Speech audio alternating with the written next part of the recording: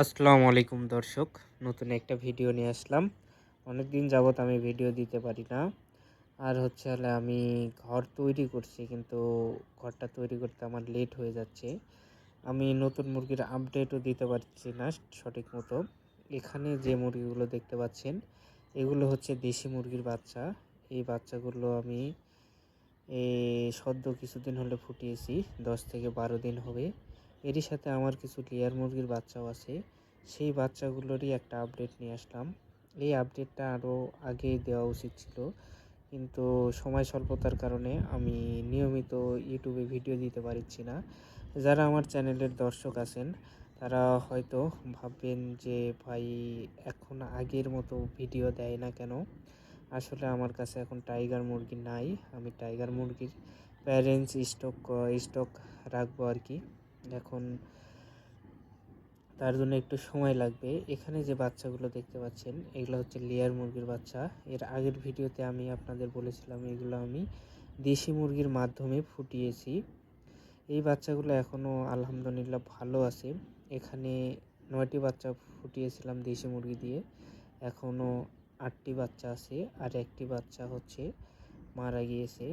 এর মারা যাওয়ার মূল কারণ হচ্ছে এখানে দেশি মুরগি এবং হচ্ছে লেয়ার মুরগি দুটো এক জায়গায় রাখা হয়েছিল, এবং এদের যে মুরগি দিয়ে বাচ্চা ফোটানো হয়েছে ওই মুরগি সহ রাখা হয়েছিল।